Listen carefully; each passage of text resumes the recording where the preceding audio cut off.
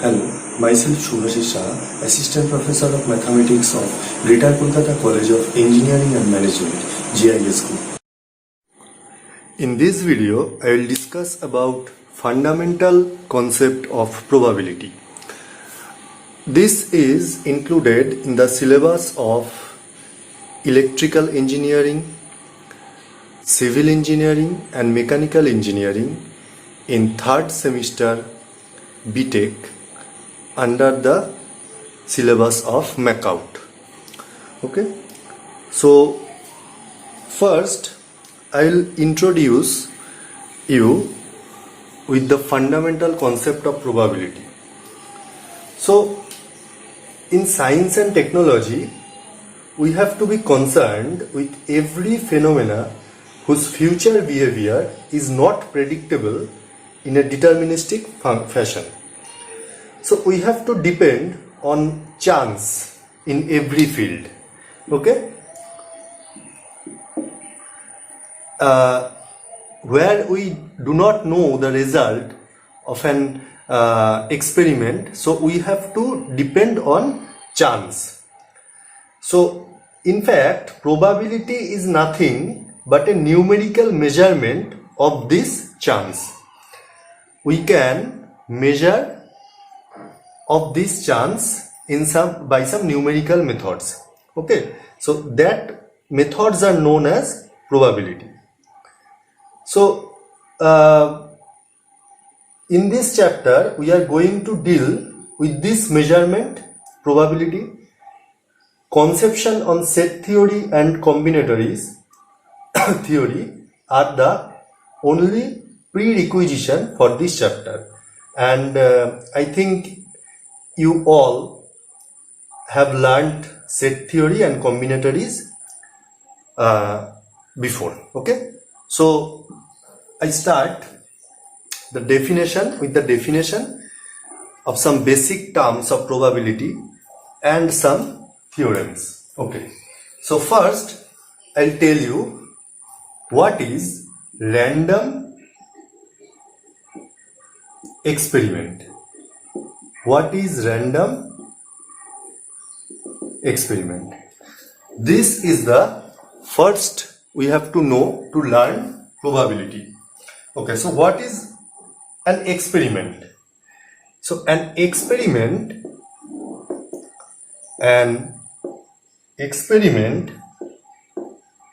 which may be repeated a large number of times under very nearly identical conditions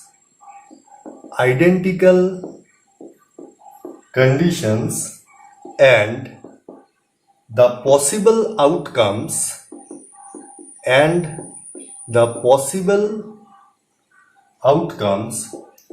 of any particular outcome of any particular observation is unpredictable, but all possible outcomes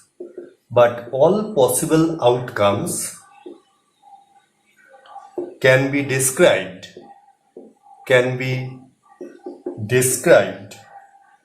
prior to its performance is known as random experiment. So in this definition, simply it is told that if we do some experiment which can be repeated, we do some function which can be repeated finite times or infinite times, and for any particular observation of that function, we do not know what will be the result, but we know all possible results. Okay, I am giving you an example. Suppose we have taken a dice. We have taken a dice and we throw it. Okay, so I do not know after throwing this what will be the outcome, but we know the set of outcomes. What can be the outcomes? That is, we know that in a dice the outcomes are 1, 2, 3, 4, 5, 6. For this throwing, the outcome will be from this set 1, 2, 3, 4, 5, 6, 1, 2, 3, 4, 5, 6. This is the set of outcomes. So from this, any one can be the outcome. So this is an experiment. Or you can, if we coin a toss, then the possible outcomes are head or tail, but we don't know if we throw now, if we toss a coin now, what will be the outcome now. Okay. So this was the definition of random experiment. Now next definition is event points or sample points. So the outcomes of a random experiment are called sample points or event points. I just gave you the example of throwing a dice. So the event points or sample points are those 1, 2, 3, 4, 5, 6. That's it. So for any experiment, the all set of all possible outcomes is called event points or sample points. Okay. So next, sample space or event space. So what is sample space or event space? The set of all sample points were the individual outcomes are called event points or sample points, and the set of all those outcomes are called sample space or event space. The set of all sample points are called sample space. Okay, that is head tail is the sample space for the experiment of throwing tossing a coin. 1 to 6, 1, 2, 3, 4, 5, 6 is the sample space or event space for the experiment of throwing a dice. Okay. Now next definition I will give you, that is event. So any subset of the sample space is sample space, we name it as S, of a random experiment is called an event. So it is clear that any set of any subset of the sample space is called an event. That is, if we take only H, the subset of this set, that will be an event, or this set is also a subset of itself, so this set is also an event. Okay. The next definition I'll tell you, disjoint or mutually exclusive event. Disjoint or mutually exclusive events. So this is very important. What is this mutually exclusive events? Suppose if two events A1 and A2. We have two events A1 and A2, but they have no common points, common sample points, have no common sample points. That is, if A1 intersection A2 equal to 5, then they will be called mutually exclusive. So that is, suppose we are taking an example. Suppose we are tossing two coins simultaneously. Okay, two coins we are tossing simultaneously. So what will be the possible outcomes? That is, what will be the sample space or event space? The set of all events. That is, it may be head head, head tail, tail head, tail tail. This is the sample space or event space.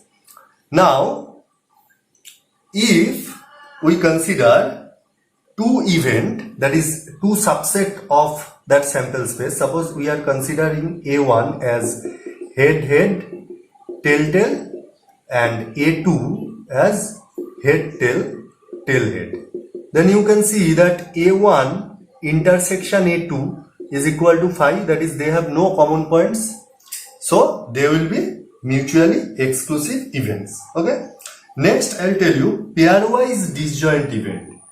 Pairwise disjoint event. Pairwise disjoint event. So what is this pairwise disjoint event? So like mutually exclusive events, in mutually exclusive we consider two events. Here I will define this taking n events. So if A1, A2 up to dot dot dot n, we are taking n events, be n number of events, then AI, that is these events I equal to 1, 2 up to n, are said to be pairwise disjoint events. Okay, if AI intersection AJ equal to 5 for I not equal to j, where I and j are 1, 2 up to n. So pairwise disjoint events actually the generalized version of mutually exclusive events. We have defined mutually exclusive events taking two events, and pairwise disjoint events has been defined taking n events. Okay, next definition is exhaustive events. Exhaustive events. Okay, so what is these exhaustive events? So exhaustive events is defined as two or more events are said to be exhaustive if at least one of them occurs, or in other words we can say, if the events A1, A2 up to AN are exhaustive if A1 union A2 union up to AN equal to S, that is the whole event space.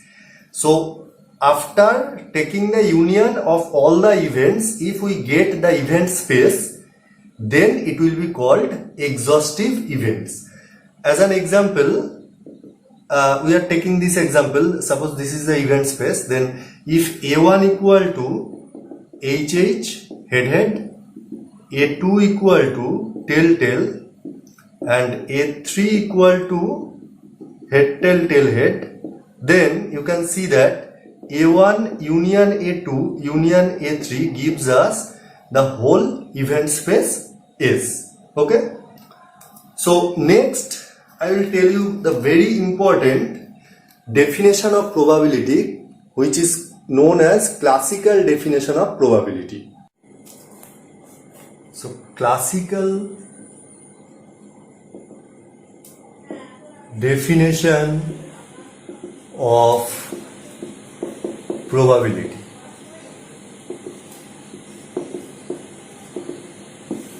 Okay, this definition is very important. This tells us that let us consider that a random experiment E is such that its sample space S contains a finite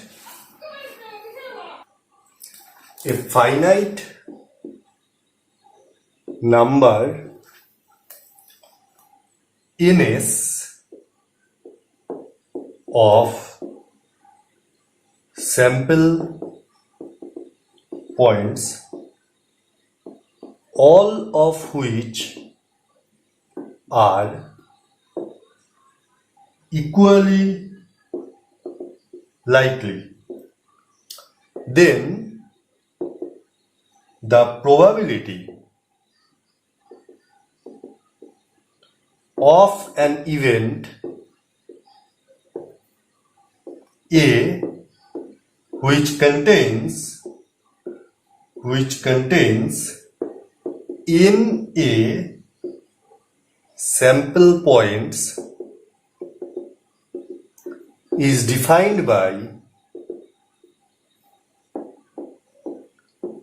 probability of A equal to NA by NS.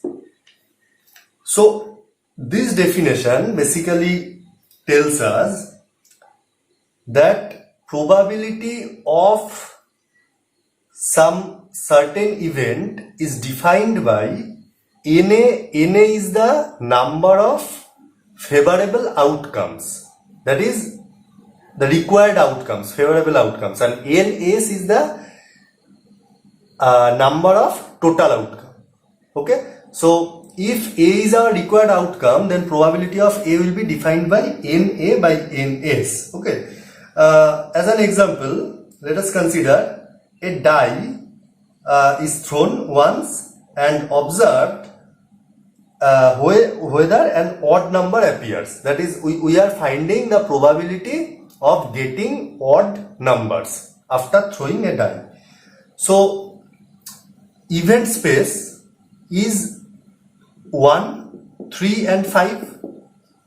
This is our event space because we are finding the probability of getting odd numbers. And what is S? S is 1, 2, 3, 4, 5, 6. Since we are throwing a die, these are the all possible outcomes. So what will be probability of a NA? NA means there are 3 odd integers, so 3, and NS is 6. So the probability of A is half. So this is the classical definition of probability. But there are some disadvantages of classical definition of probability. Actually, if in classical definition of probability, if NS is by chance, okay, suppose to define the probability, firstly we presume that the sample points are equally likely, which means equally probable. That is, probability of each sample points is same. So this definition is circular. Okay. Next disadvantage is this definition does not provide any criteria of deciding whether the possible outcomes of an experiment are equally likely. Next is, in many experiments, the number of possible outcomes is infinite. Okay, number of possible outcomes may be infinite. In those cases, classical definition does not work properly. Okay, so this definition can be used only in very simple and unimportant cases like games of chance. And in some complicated problems, the calculation of possible outcomes and favorable cases are difficult. For example, the sex of a newly born child and the throw of an untrue coin. Okay, like this. Okay. Now I will discuss some basic and very important theorems on probability. Let us start the discussion. So first theorem number 1. The statement is, probability always lies between 0 and 1. That is 0 less than equal to P of A. That is probability of A less than equal to 1 for any event A. Okay. So proof is very simple. Let us consider a random experiment E which is repeated n times. Okay. Let us consider a random experiment E which is repeated n times under some identical conditions, and A be an event which occurs n times. Okay, so what will be the probability of A? By classical definition of probability, we know that probability of A will be NA by NS. Okay. Now, since E is repeated n times, then NA will be obviously less than equal to N and greater than equal to 0. So 0 less than equal to NA less than equal to N. Okay. Now we are dividing by N in the inequality. So it will be 0 NA by N less than equal to 1. And this implies that NA by N, what is NA by N? NA by N will be probability of A, because the classical definition tells us that probability of A is NA by NS. Here NS is N, that is the total number of outcome. So here E is repeated n times, so N is given, so NA by N will be PA. So probability of any event always lies between 0 and 1. Okay, so this was the proof. Now next, theorem number 2. Theorem number 2 tells us that probability of S equal to 1 and probability of phi equal to 0, where S is certain event and phi is an impossible event. Okay, phi is an impossible event. Now proof is here, it is very simple. We know that PS equal to NS by N. So NS is also N by N, this is equal to 1, because S is the whole event space. So NS by N by N is equal to 1. Now P of phi, that is probability of impossible event, will be N by classical definition N phi by N, and N phi will be 0 because impossible event can't occur, so 0 by N will be 0. Okay, next theorem number 3.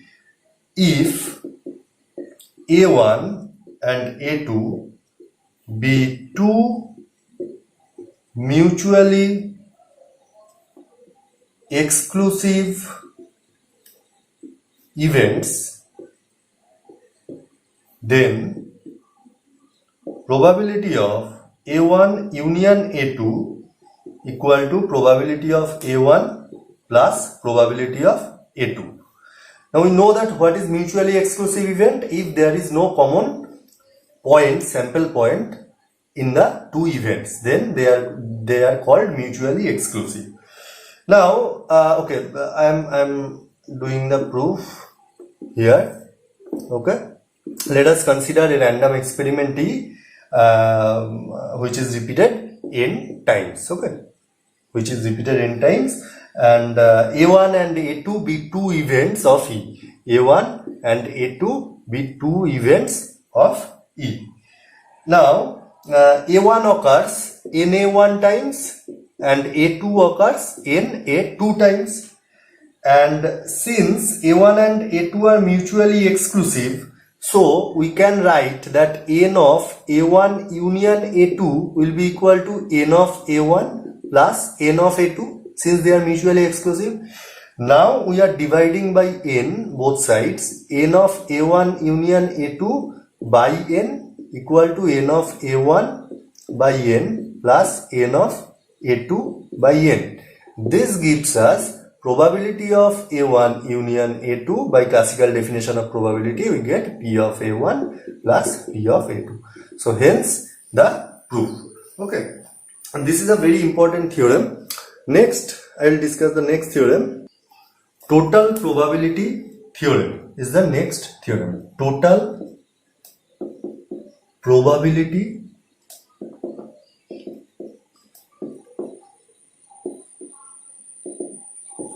theorem. So this theorem states that for any two events sorry, A1 and A2, they may not be mutually exclusive. It is not necessary that they are mutually exclusive. May not be mutually exclusive. Okay. Then P of A1 union A2 probability of A1 plus probability of A2 minus P of A1 intersection A2. So the proof starts. P of A1 union A2 equal to probability of A1 union A1 bar intersection A2, where A1 bar is the complement of A1. So A2 can be written as this. Okay. Now, since A1 and A1 bar intersection A2, these two events are mutually exclusive, then we can write by the previous theorem that P of A1 plus P of A1 bar intersection A2. Okay. Again A2 equal to A1 intersection A2 union A1 bar intersection A2. A2 can be written as this. Now we are taking probability. So probability of A2 equal to probability of A1 intersection A2 union A1 bar intersection A2. We have taken probability both sides. Now since these two events are also mutually exclusive, then this can be written as P of A1 intersection A2 plus P of A1 bar intersection A2. I have used the previous theorem since they are mutually exclusive. Okay, so P of A1 bar intersection A2 equal to P of A2 minus P of A1 intersection A2. I have transferred this in the I have just changed the side of this term. Okay. So from this line we get probability of A1 union A2. We put the value of this here, this value. So this will be P of A1, that's probability of A1 plus probability of A2 minus probability of A1 intersection A2. So hence the proof. Now I'll tell you another definition of probability which is also very important, and we faced the disadvantages in the classical definition of probability. There is no such disadvantages in this definition, and this definition is called axiomatic definition of probability. Axiomatic definition of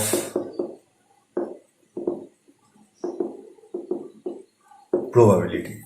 Axiomatic definition of probability. So let E be a random experiment, and SB its sample space. Okay, let summation be the class of all events, that is subset of S. Okay, we are we are denoting the class of all events by sigma. Okay, now let P be a function from sigma to the set of all real numbers, set of all real numbers satisfying the following conditions. So the conditions are, number one, these conditions are known as axiom. So axiom number one is probability of A will be greater than equal to 0 for all event A belongs to sigma. Number two, axiom number two tells us that probability of A, that is the whole event space, is equal to 1. And axiom number three, the last axiom, tells us if A1, A2 be infinite or finite series, it may be finite or infinite series of pairwise mutually exclusive events, then probability of A1 union A2 union ... equal to P of A1 union P of A2 union goal. Okay, then for any event